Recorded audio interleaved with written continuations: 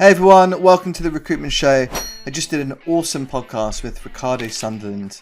He's written a book called The Energy Advantage. He's an exec coach, and we talked about energy, time and money and their relationship and what that means for work. So if you're able to shift your mindset to managing your energy, you'll get tons of time. Now it's your choice whether you want to put that back at work or whether you want to balance your day so that you can be taking better care of yourself. And if you take better care of yourself, you'll be able to show up more centered at work.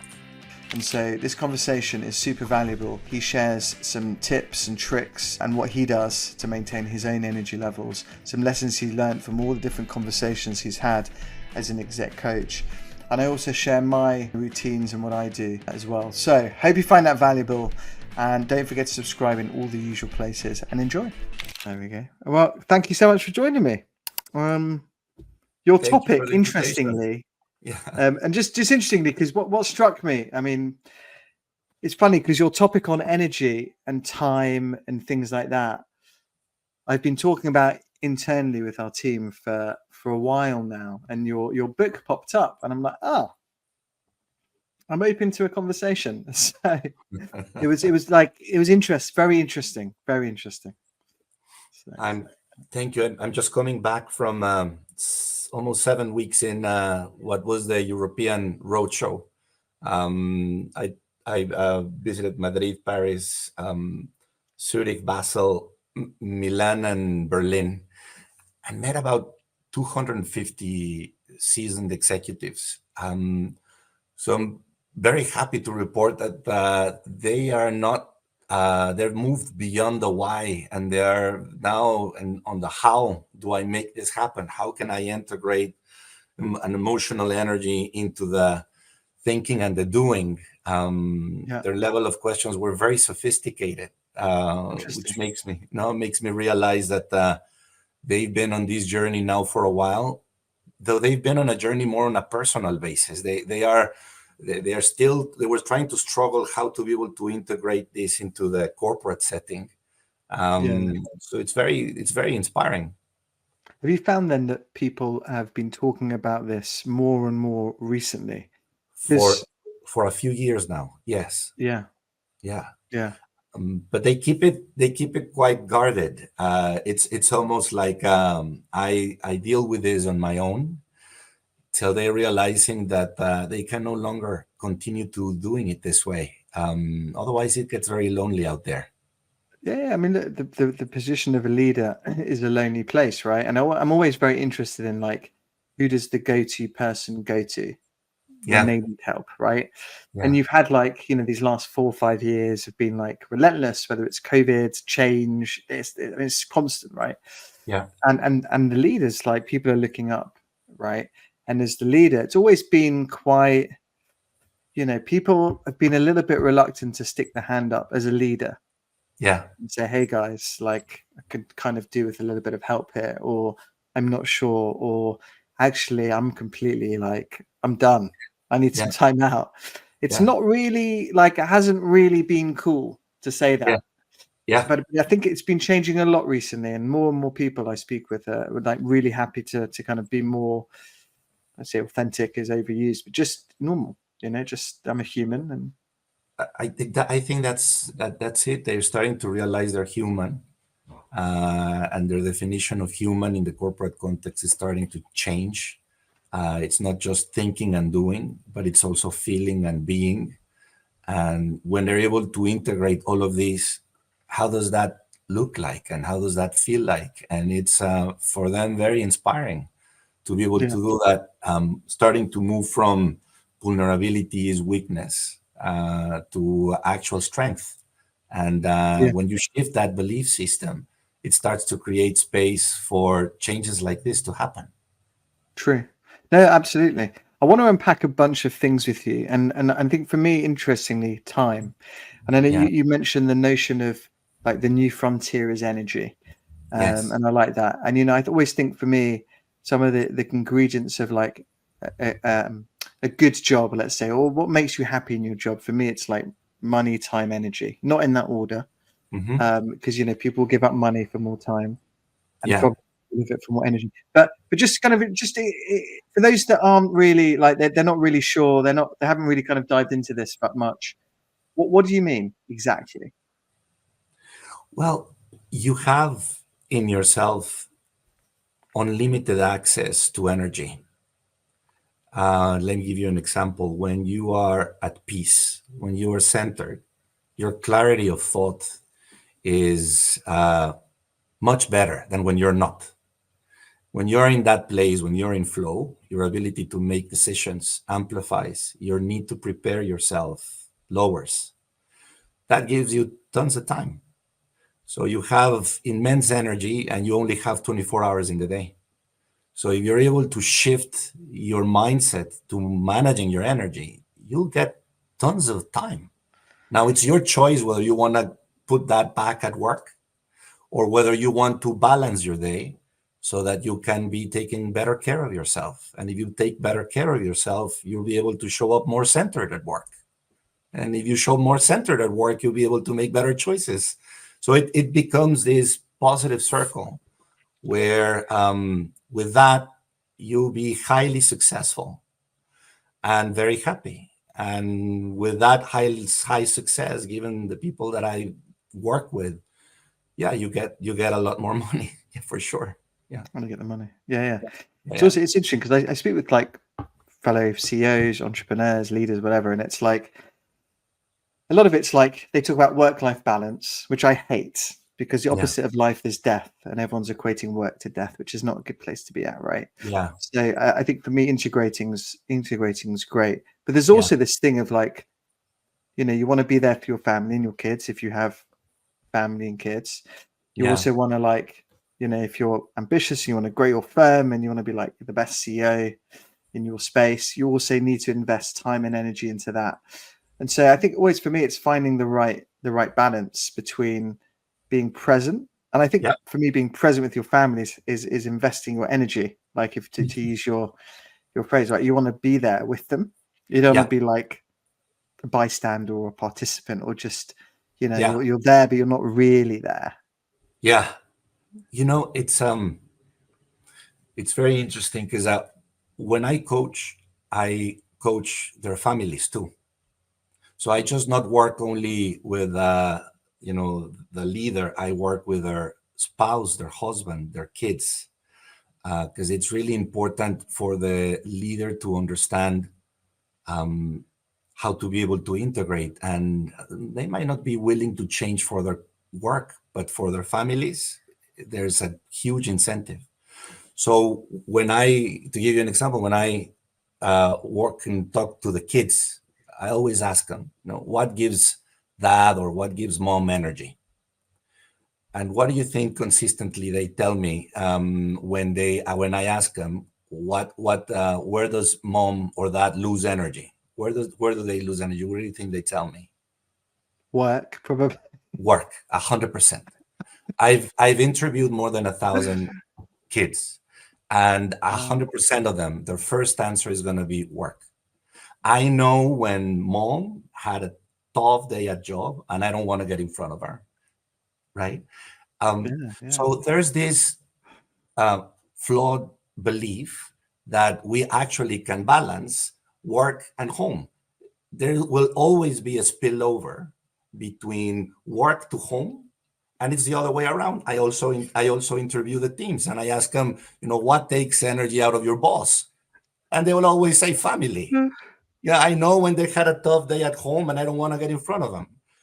So this balancing act, we should realize that there's no such thing as a balancing act. We should be able to just agree that we should be ourselves anytime, anywhere, because we're the same person at home and at work. But because we have this belief that we can compartmentalize, and sometimes we will feel proud that we can compartmentalize work and home, we split our personalities. And that in itself takes a lot of energy.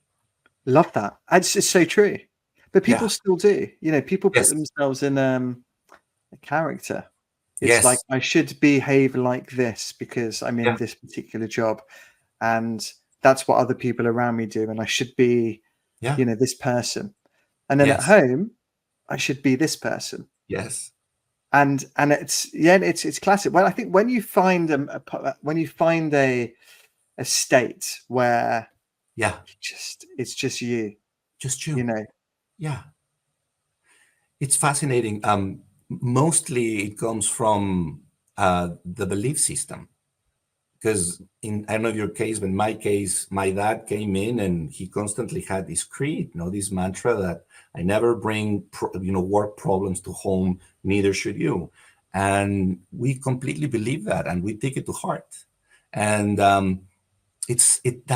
those kind of beliefs are important to get updated. Um, and realizing that if we update them, we're not betraying our caretakers. We're actually honoring the original intent of why they gave us those belief systems, which is to make us happy, to be able to make us successful. Can We also can update show, those. Yeah. and you can also lead properly, lead your family, lead your kids, show them the way. Totally. Like you can work really hard at work, Yeah. and you can work really hard at relaxing and integrating and Yeah. everything, right? Like why not? You Yeah. can relax really hard, you can work really hard, you can play hard, you can I Yeah. think you can do all of that. I You think can you do all of that. And then your kids can see you vulnerable too. And then you can call it out, guys. I'm stressed today. I would rather not, talk to you right now. Or, guys, I'm really stressed today. I would really love a hug from you. And I'd really appreciate some nurturing from your side. When you're able to be that vulnerable with your family, and you can do that with your teams, they will see you as human as it gets. You'll yeah. help them grow, both your kids as well as your teams, because that's what life is about. It's not these pink bubbles that we're trying to create, both sometimes at work and at home. Because many of these leaders are very good at taking care of others, but not necessarily very good at taking care of themselves. If you can't take care of yourself, how can you take care of anyone else? Totally, totally. It's the most generous thing that you can do if you take care of yourself, because then you can take better care of others. Yeah. Yeah. Yeah, I agree. Always Yeah. remember, it strikes me when you get on the plane. I just came back from Austria to the Alps. Very energizing and recharging when you go into the mountains. And Yeah. the first thing that they say is like, in the aeroplane, it's like, take your mask first and then help others. And it's just always, kind of talking about this kind of stuff always just reminds me of you need to like breathe and, Yeah. not to say that you're not don't want to be looking after, your kids and, you put them before you. But if you're not around, you can't look after them. Totally, totally. You know. Goes back to the belief systems. If we believe that it is selfish because we need to be here to serve, and if we take care of ourselves, then we are moving away from the mission. It's going to hold us back to taking care of ourselves. We need to Yeah, update those beliefs for it's sure. true. Now, as we say this, and I think we're completely aligned, and I can feel the energy between us. Not to be corny about it, but there's a lot of people I think that will be watching, and they'll be like, "Yeah, it's really easy to say that, but how do I actually go about doing it?" Yes. Any advice for from all the different interviews that you've done? Are Yeah. there any kind of things that someone can do to bring that positive energy and just integrate better? Yeah. The understanding it as we're having this conversation is not the challenge. The challenging thing is how to change things. Maybe I'll share a couple of examples. One is I always start the coaching programs with all my clients with one question, and it's what is it that you desire to gain from the work that we're going to be doing together? Most of them would say, okay, if I were to fulfill my wish, I would like you to help me to feel the same way as I was feeling back when I was in my 20s. You say, I'm highly successful, and yet I don't remember the last time when I felt that way.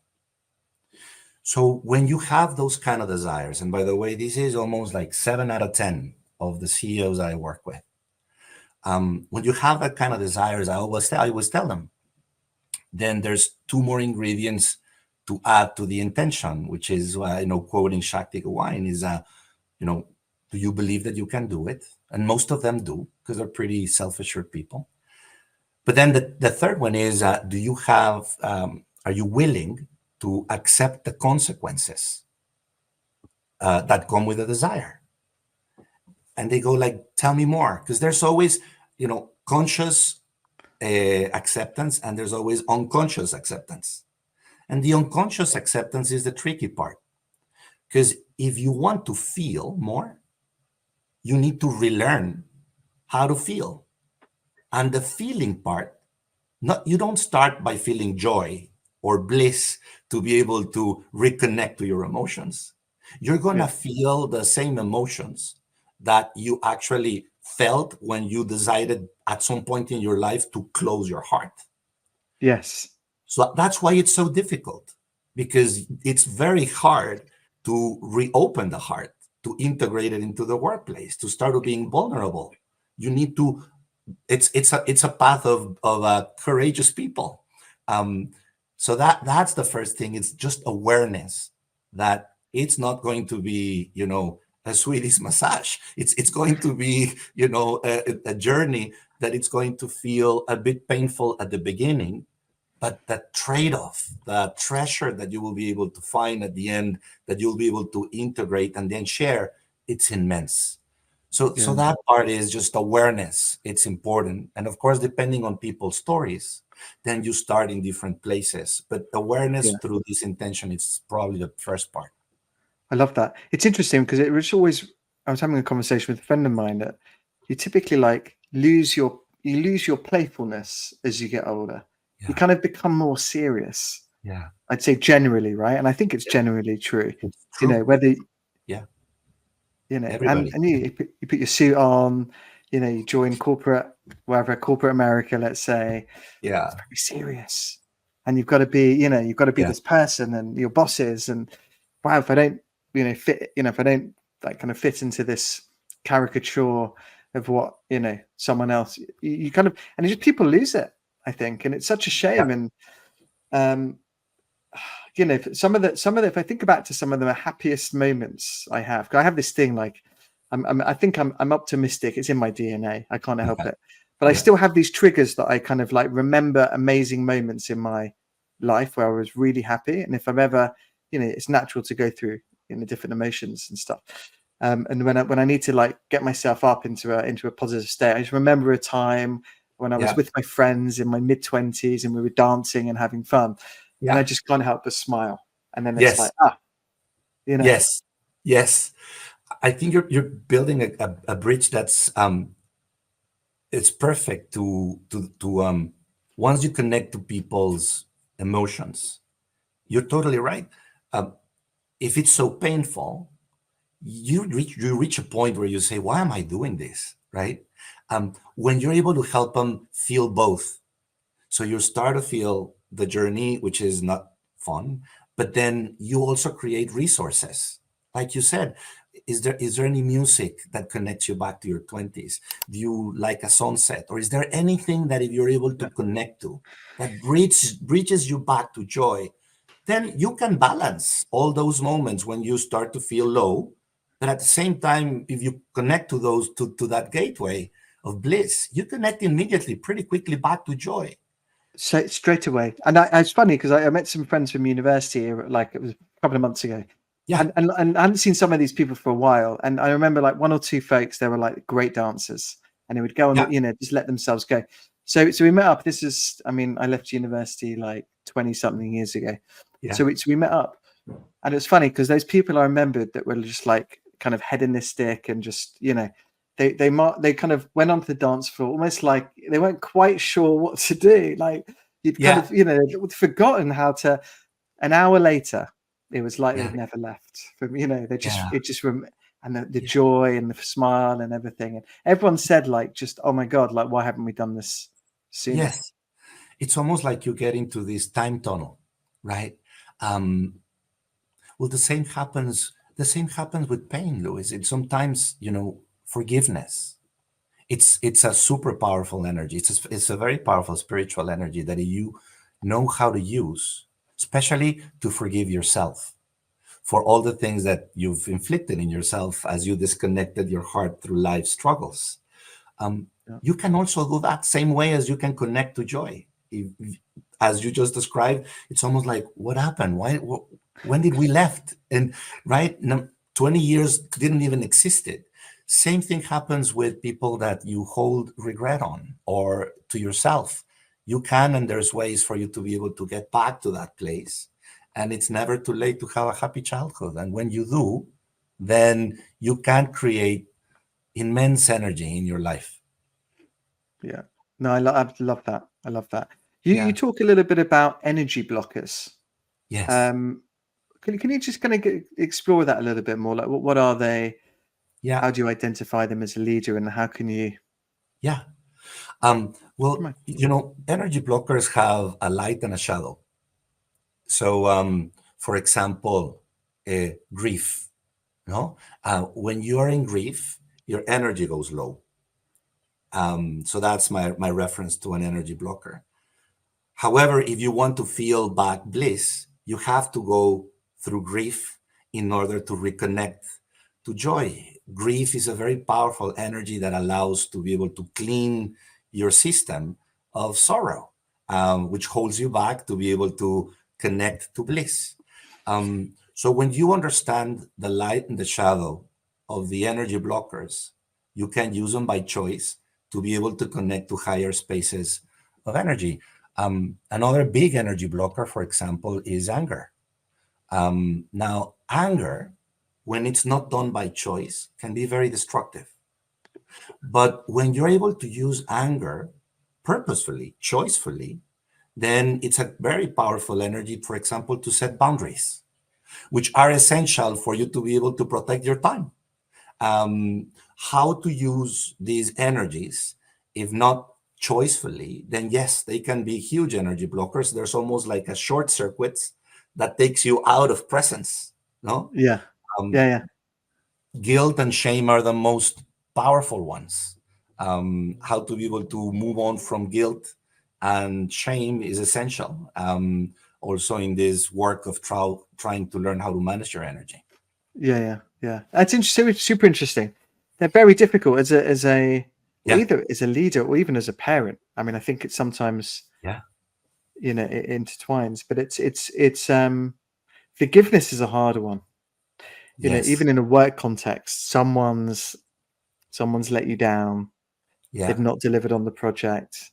God Yeah. forbid they've resigned from your team. Like Yeah. you find, Yes.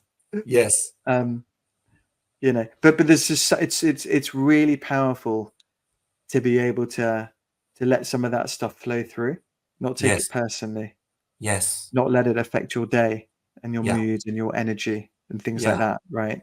Because I always think that if you let someone or something Yeah. control your energy, you've lost control of yourself, which is not great. Totally. I think that when you're calling something and you realize that you took it personally, no, that's a wisdom teacher. Ask yourself, why Yeah, did I took it personally?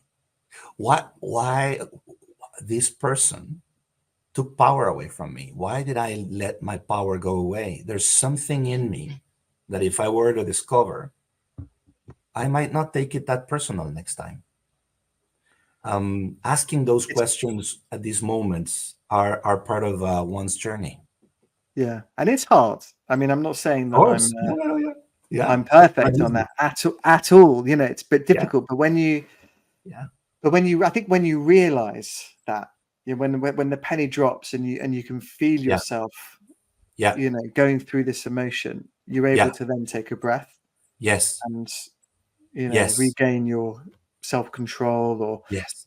go. For me, I like to go and do a hard gym workout. Yes. That really, for me, like, kind of one of the ways I try and protect my energy and maintain my energy levels is I diarize my exercise. I really switch off when I do a hard workout or family time or work. Like I try and integrate everything, but I diarize stuff. So that's a little bit of Yes. time, but it helps me with my energy and it helps me Yes. managing some of these emotions. Some of my clients do the same, and when they do, I offer them the following: is sometimes hard workout can be a coping mechanism. Why? Because it gives us a lot of chemicals like dopamine and so forth, where we actually start to feel good in serotonin and so forth. What you say is very powerful, is that it helps me switch off. It's always important to be on all the time when it comes to feeling. So you said it before, you breathe and then you feel, and you like to feel yourself. It's essential to feel yourself, learn how to feel your body.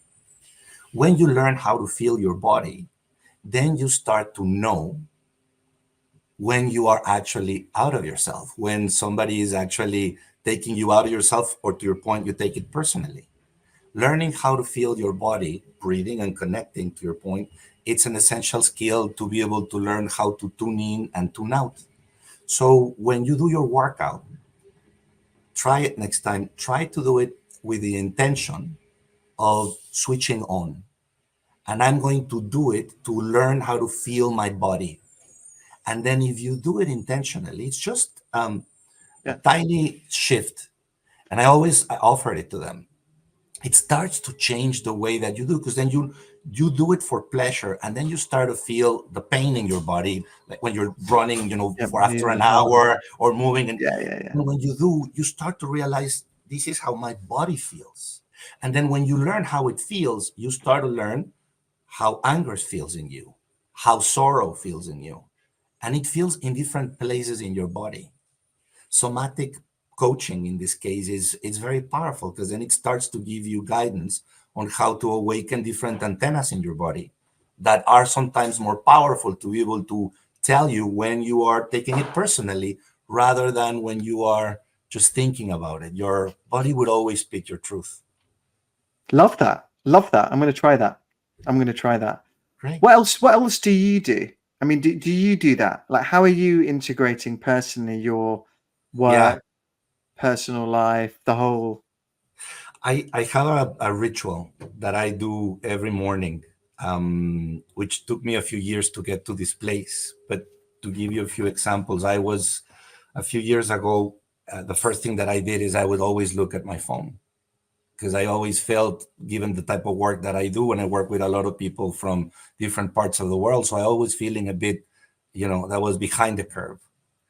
I realized that when you do that, you're actually starting with a feeling of feeling guilty, which is, a little bit above shame, but at the lowest bottom of the energetic pack. Yeah. Right. So I just started to say, like, I no longer look at my mobile till I finish my practice in the mornings. And I always What's your practice? As in like a yoga stuff? I do sound meditation. So I'm a Kabbalist. So what I do is I practice Kabbalah, which is a meditation with intention. So you use sound to be able to reconnect with your body. So I choose purposefully 3 different sounds that I then vocalize, and I just literally hold myself, and I vocalize the meditation that I intentionally want to do that day, which is never for me. It's always in the spirit of service of others. And I know that when I do that, it gets back to me 10 times. So I don't know if it has a selfish intent, because I try to do it unconditionally, but there's always a part of me that still's human, right? So then from that perspective, that's kind of like what I do. And I think the other thing that I add is I have a picture of myself when I was maybe like 3 or 4. It's actually the picture in my WhatsApp. And it's my inner child. I try to integrate myself every day so that it doesn't play tricks on me, and that I'm the grown up in the day. But I don't like to take myself seriously either, so I always ask him to help me play along the day. I love that. Yeah, I love that. Do you? It's interesting. Here we go. Here's myself at 3 years old. I love it. Yes, There we go. On the telephone. Still on the Yes, telephone now. you have it very available, so you totally know what I'm talking about. It's let me see. This is me. Not putting you on the spot. Oh, you got it. There we go. Sweet. There we go. There you go. Yeah, Love it. totally. Love that. Yeah, it's so powerful. It helps you be at complete peace. And when you're in that zone, when he's not playing tricks on you, or he's not playing tricks on me, then you can be present, and joyful at the same time. Yeah, I love that. And so you do that every morning, and you do every that morning. outside, inside. Like, do you like getting out in kind of I nature do and? it. I do it inside. I typically is like I wake up, I go to the bathroom, I come back, and then depending on whether I'm in a hotel, I do the sounding part more often. When my wife is beside me, then I try to make sure that I don't do it as heavily, because otherwise, you know. But it depends. So I shifted around. Like today, I had to wake up very early to take a meeting before your meeting. And then on that one, I nurture myself. And it's like, okay, I Yeah, won't yeah. do it in the morning, but I'll do it in the afternoon. Love that. But Love that. I'm committed to doing it every day. Yeah. Love that. Is there anything else that you do as well every day that you're equally as committed to? Yes, I'm very committed to my nutrition. I make sure that whenever I eat only things that I know do well for me, because there are other things that I love that I know that they don't do well for me. So I might pamper myself in the weekends, but not in the weekdays, because I need to be present for the work that I do with my clients. So Yeah, yeah. nutrition, it's very important. And then the other thing that I do is also conscious breathing. That it's probably the hardest thing, because your automated nervous system takes over. But like before, when you just joined, the first thing that when I joined your program, the first thing that I did is I just breathe in, and then that helps me just be present. And every time that I feel a little bit of nervousness coming up, and then I come down and I'm with you. Breathing is important every day. Hugely. I love that. I'm a big fan of nutrition. Yeah, You can feel when you've had something that doesn't agree with you or that's too heavy. totally. A lot of Yeah, people, they get that 3 p.m. thing, their eyes are heavy. yeah, It's I'm a massive fan of that. I do quite a bit of intermittent fasting, which yeah, yeah, I love that. I mean, so I essentially, for those that I don't eat breakfast, I kind of eat my dinner at maybe 7, 8, and then I don't eat again until like 12, 1 p.m. I typically do it midweek. The yeah. weekend I eat and stuff, but I just feel way better. Not as Yes. heavy, not as sluggish, more alert. If I'm having, same for me, for my job as well. I'm Yeah. similar to you. I'm having so many conversations with people, and you want to be present and there and alert and being able to pull the different threads and things like that. And so diet for me is a huge one, along with It's a huge energy one. and sleep. I mean, the energy intake that happens through breathing, it's huge. I'm forgetting the ratio on food equivalent, but it's almost 3-4 times the energy that we get from air than the one that we get from food. So all having that awareness that air is energy, food is energy, people are energy, everything's energy. So how are we going to engage with it? It's essential. Yeah. Well, I don't know how good the energy I get from London air is when I breathe in TBC. but Yes. but no, I think it's what I think it's great that it's so important to do.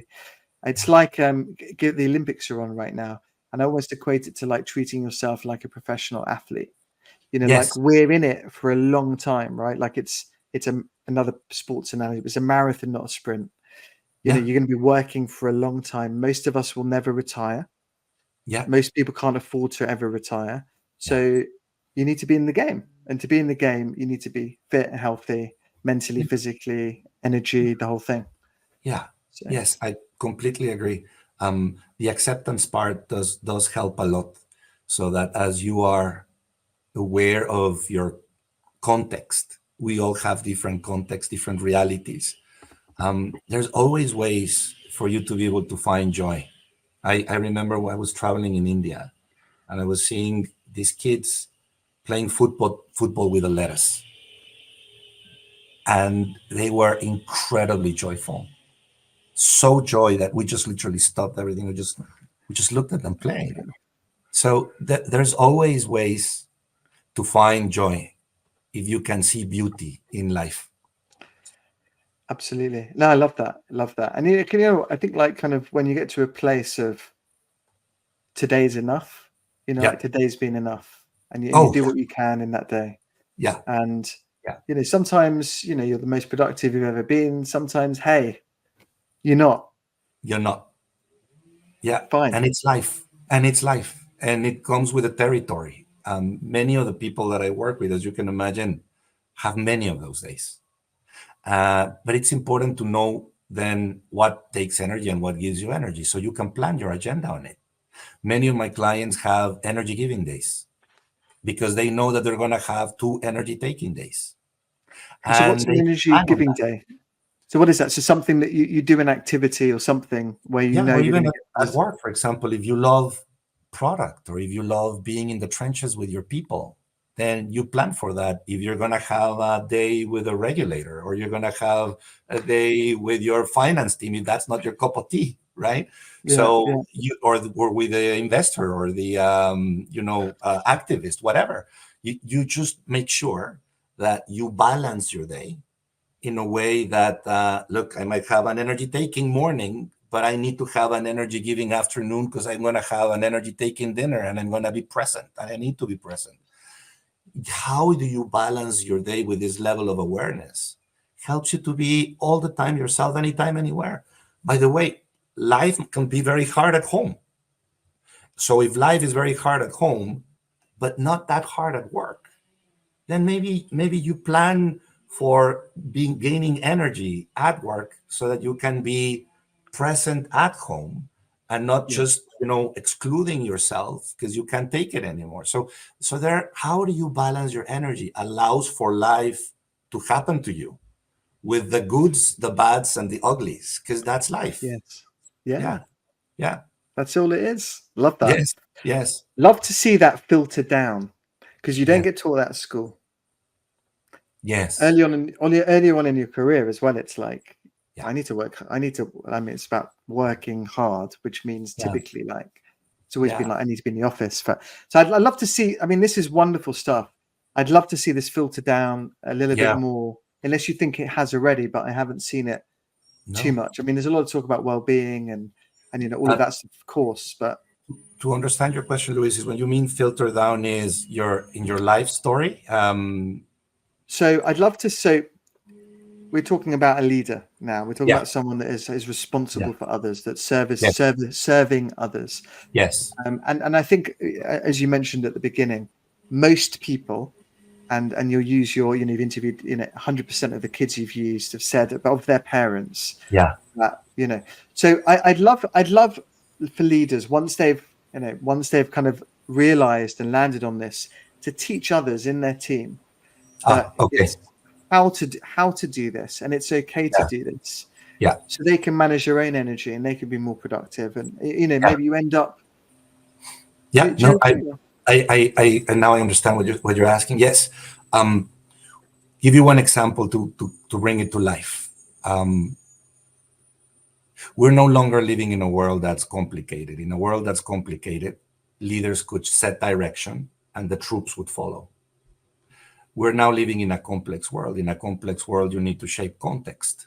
You need to be able to create an environment which allows for you to be able to co-create with a team, because you no longer have the questions and the data from the past might no longer serve you to be able to create a future. That means that leaders need to start to learn how to be more vulnerable.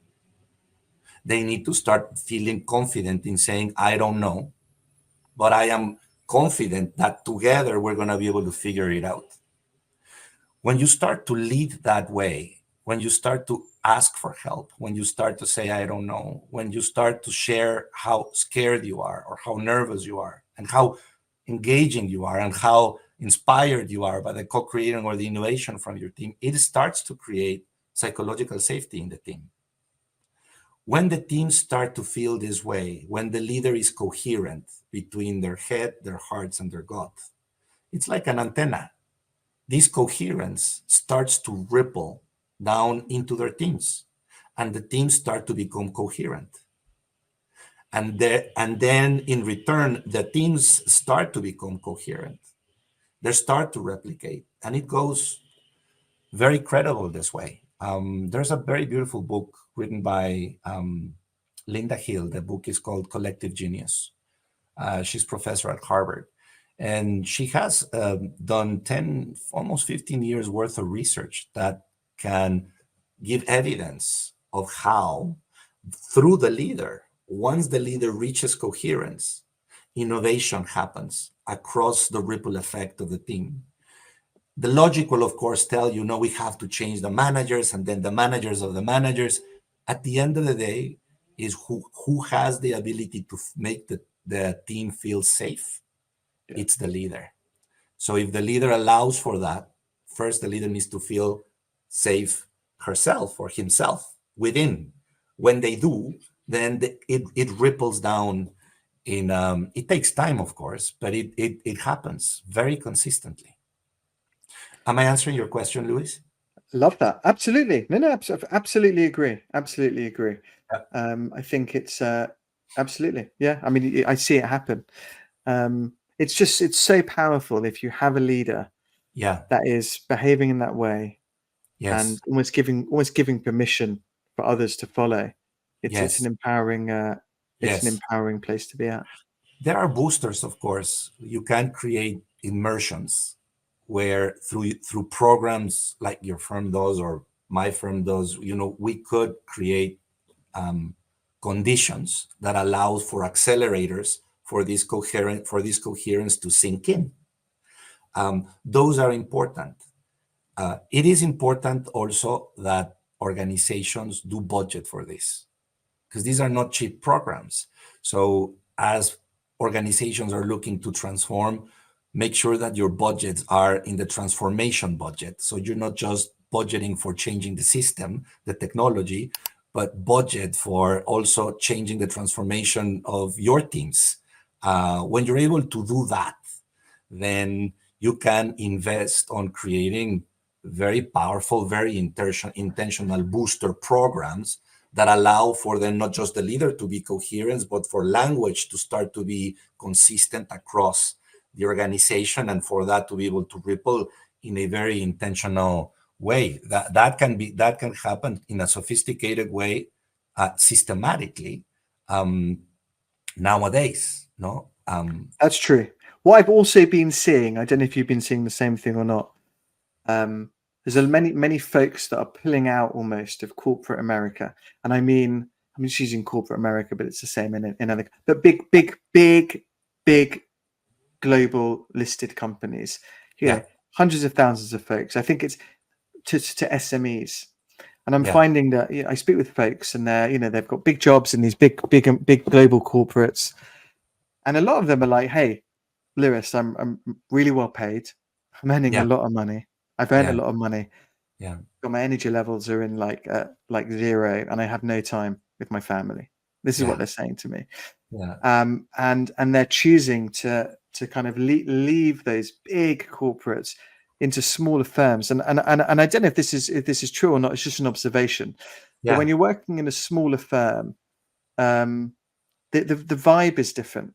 You can almost be, it's no less ambition, no less a desire to do well in their career and things, but can integrate a little bit better their work and their life. And I'm seeing a lot of folks kind of do that and make that transition. I don't know if have you seen the same thing, or I do a lot of CEO succession, working very closely with the nominating committee and the chair.